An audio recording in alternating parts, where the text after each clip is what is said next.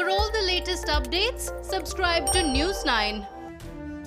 Nepal Prime Minister KP Sharma Oli held an emergency cabinet meeting at his residence in Baluwatar.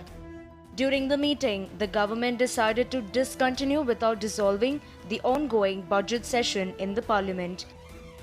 The decision comes amidst reports of an inter-party dispute between Prime Minister Oli and former Prime Minister Pushpa Kamal Dahal Prachanda.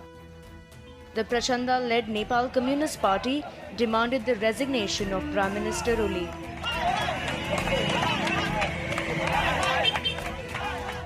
The political crisis in Kathmandu has displaced COVID-19 from headlines.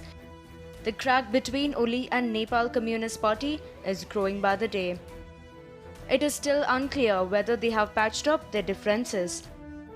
Some reports suggest that Oli has threatened to split from the NCP with his followers. Speculations are rife that Oli may soon bring in an ordinance to pave way for the split of political parties. Insiders say that if Pushpa Kamal Dahal takes over as Prime Minister, Oli may insist on being the party chairperson. Nepal Prime Minister KP Sharma Oli is facing a sharp attack from top leaders of his own party. PM Oli had last week accused New Delhi of orchestrating efforts to topple him.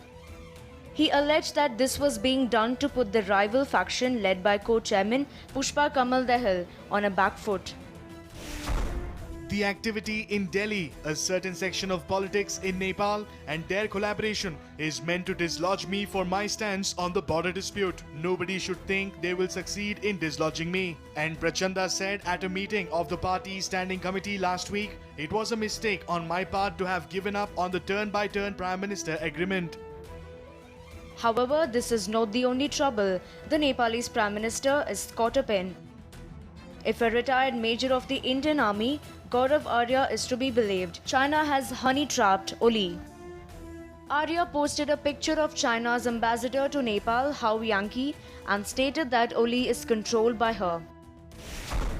Word on the streets of Kathmandu is that Nepal Prime Minister KP Sharma Oli has a glad eye and has been honey-trapped by Chinese embassy in Kathmandu. That's why when China gobbles up Nepali villages, Oli says nothing. Sources say that the Chinese embassy has videos.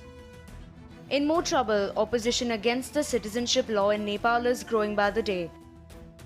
The situation in Nepal seems to be similar to what happened in India over the contentious Citizenship Amendment Act. Creating more controversy, the House of Representatives of Nepal this month passed the Constitutional Amendment Bill.